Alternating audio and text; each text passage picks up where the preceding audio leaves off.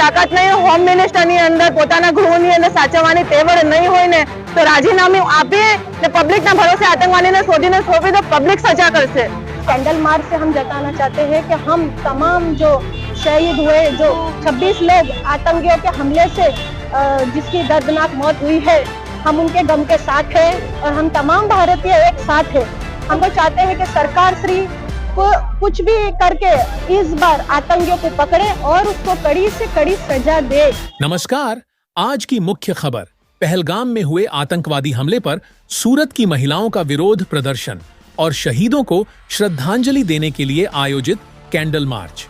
हाल ही में जम्मू कश्मीर के पहलगाम में हुए निर्दोष नागरिकों पर बेरहमी से किया गया आतंकी हमला पूरे देश में आक्रोश और संवेदना की लहर लेकर आया है। इसी कड़ी में आज सूरत की नारी शक्ति ने एकजुट होकर इस जघन्य कृत्य का विरोध किया और शहीदों को भावभीनी श्रद्धांजलि दी। सूरत की महिलाओं ने एक उदाहरण पेश किया है कि जब देश की आन बान शान की बात हो, आतंकवाद के खिलाफ महिला भी कदम से कदम मिला के खड़ी है।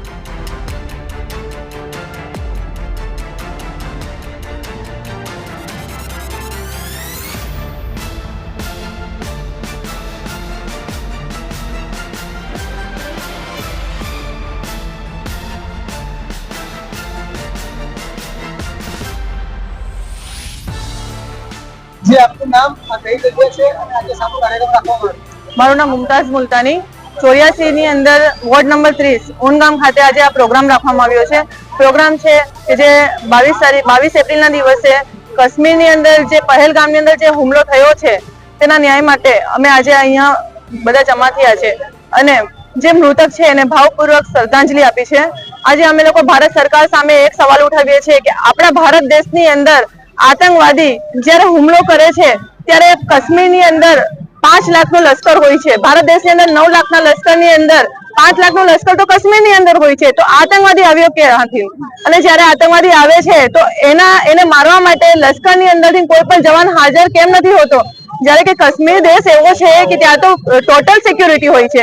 આજે એક નેતાઓની રેલી હોય છે તો તમામ આખા હોમ મિનિસ્ટર પોતાના આખા જેટલા સમગ્ર ભારતની અંદર જેટલા પણ પોલીસ ઓફિસર્સને પોતાની લાઈનમાં મૂકી દે છે। કેમ કે નેતાઓને પૂરી સિક્યુરિટી આપવામાં આવે છે, પણ જ્યારે નેતાઓને જ્યારે સિક્યુરિટી આપવામાં આવે છે તો ભારત દેશના વાસીઓને કેમ નહીં? ભારત દેશની અંદર શું બીબીને જીવાનું? કોઈ દિવસ રેપ કેસ થાય છે તો કોઈ દિવસ આવા હુમલા થાય છે, તો આતંકવાદી જ્યારે આવા હુમલા કરે છે તો આજે 22 તારીખથી આજે આટલી તારીખ થઈ ગઈ, એને પકડવામાં કેમ નથી આવ્યું? એને સજા કેમ નથી મળતી? જો આતંકવાદીને સજા આપવાની પોતામાં ભારત સરકારની અંદર તાકાત નહીં, હોમ મિનિસ્ટરની અંદર પોતાના ગૃહની અંદર સાચવવાની તેવડ નહીં હોય ને તો રાજીનામું આપી ને પબ્લિકના ભરોસે આતંકવાદીને શોધીને સોંપી તો પબ્લિક સજા કરશે। આવું વારંવાર આ દેશના સાથે ચાય એ અન્યાય કરે થાય છે।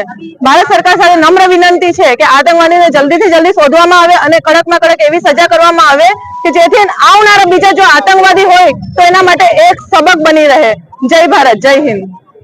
मेरा नाम आयशा कादरी है और हम सूरत से उन विस्तार से सभी बहनें और भाई लोग जमा हुए हैं जो हमारा पहलगाम में कश्मीर में जो हमला हुआ है, आतंकी हमला हुआ है, तो सरकार श्री से आतंकी हमले के आतंकी है उसके ऊपर कुछ कार्रवाई करे और हम लोगों इस कैंडल मार्च से हम जताना चाहते हैं कि हम तमाम जो शहीद हुए, जो 26 लोग आतंकियों के हमले से जिसकी दर्दनाक मौत हुई है, हम उनके गम के साथ हैं और हम तमाम भारतीय एक साथ हैं।